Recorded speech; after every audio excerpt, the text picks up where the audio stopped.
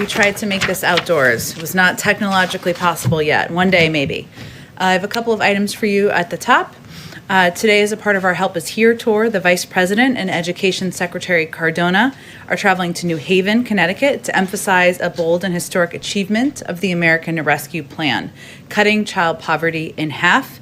In Connecticut, they will hold a listening session at a Boys and Girls Club and visit a child development center. The American Rescue Plan makes the single biggest investment in childcare since World War II. This is hopefully going to help bring more women back into the workforce and address what the Vice President and the President have both called a crisis. It increases the child tax credit from $2,000 to $3,000 per child and $3,600 for children under the age of 6. It also gives families an additional tax credit to help out childcare costs for children younger than 13.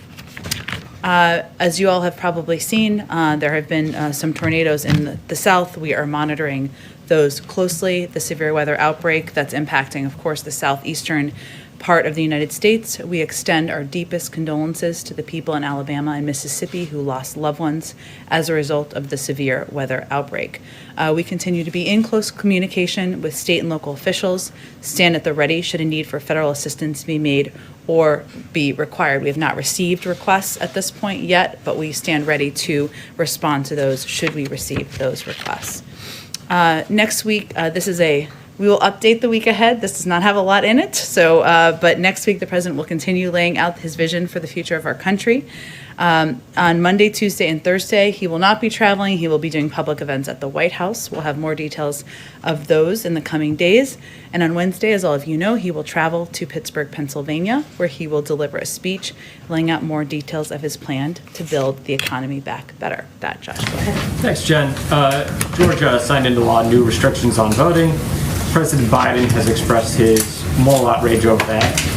There's legislation in Congress, but does the administration plan to take any executive actions or file any lawsuits opposing these new laws? Well, the administration has taken executive actions on voting rights, and of course we will continue to review options in that regard. I will say we expect to have a statement from the president on this voting law, I should say, that passed in Georgia.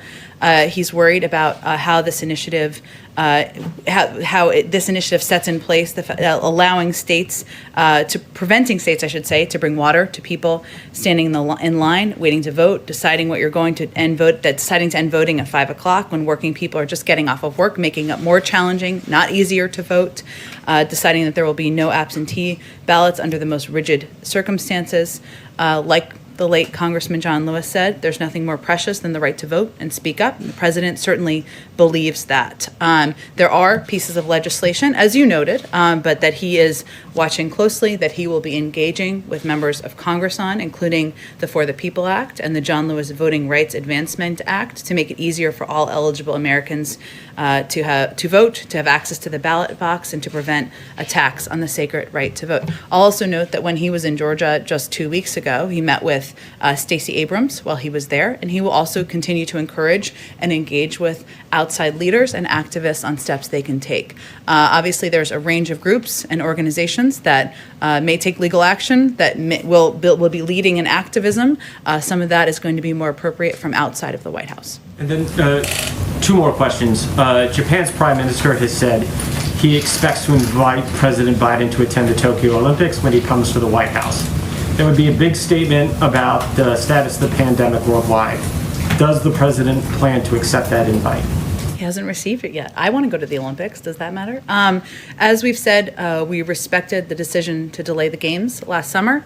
We understand the careful considerations that the Japanese government and the International Olympic Committee are weighing as they prepare for the Tokyo Olympics this summer. The government of Japan has stressed that public health remains the central priority as they plan to host the games. We, of course, look forward to welcoming the Prime Minister to Washington soon. The date has not been formally set yet. And beyond that, I don't have any predictions on what the president's travel will look like this summer. And then there's this ship stuck in the Suez Canal. Has the U.S. offered to help or provide any kind of assistance to resolve the problem?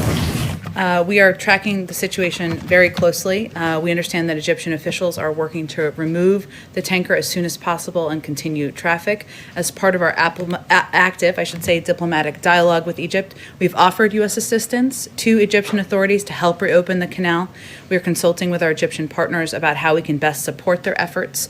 So those conversations are ongoing, and hopefully we'll have more to say about that soon. Go ahead, Steve. Thank you. We heard what the president said yesterday about Afghanistan. When do you think he will formally postpone the May 1 withdrawal date? First let me convey the president has not made a decision at this point. As he said yesterday, it would be tough to meet the May 1st deadline for full withdrawal for logistical reasons. That's consistent with what Secretary of State Tony Blinken also said in Brussels earlier this week.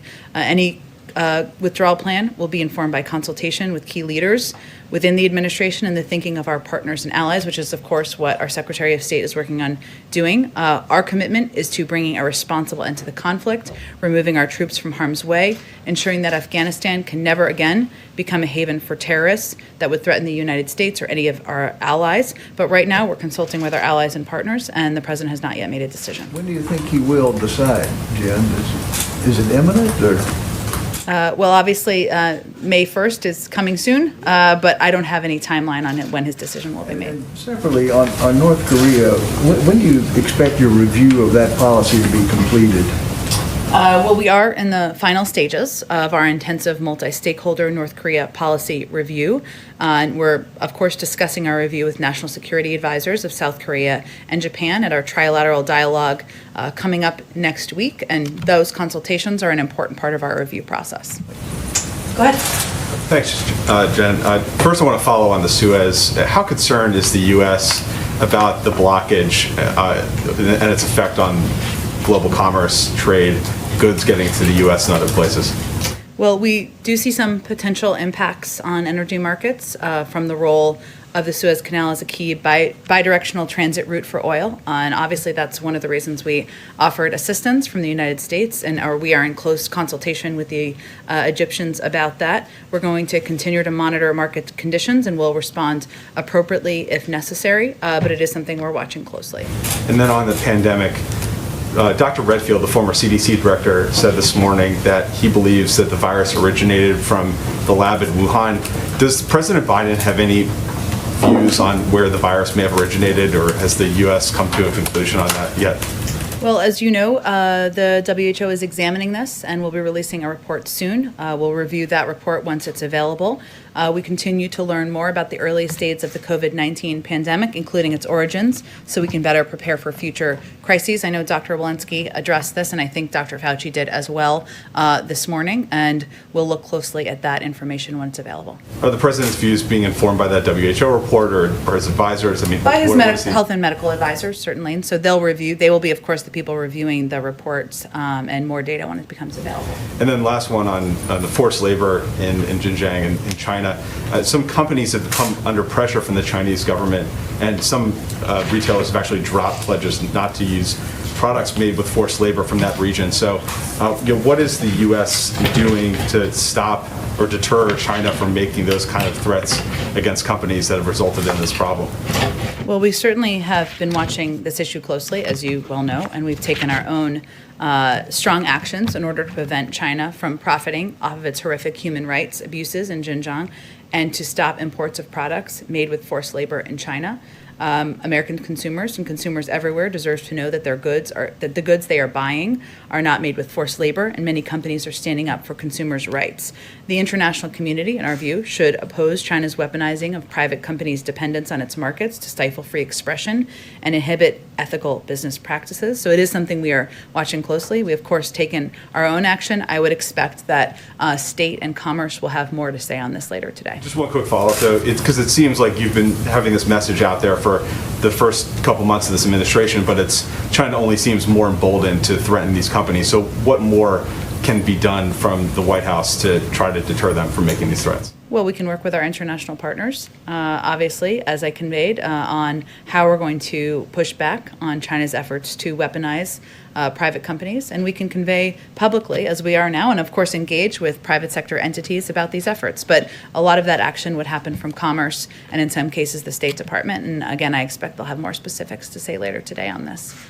Go ahead, Caitlin. Few questions on the WHO investigation that's coming out. Jake Sullivan, the National Security Advisor, said a few months ago that they had deep concerns about the way that investigation was being conducted. Did they still have those deep concerns? In part because there was a lack of transparency and there was a lack, we weren't ensured that we would have access to the data available. So there was a delay. They actually delayed the release of that report, which we were encouraged by. We'll have to take a look at it and make sure we have access to the underlying information. So what happens if the report comes out and President Biden is not satisfied with it? Not satisfied with the report?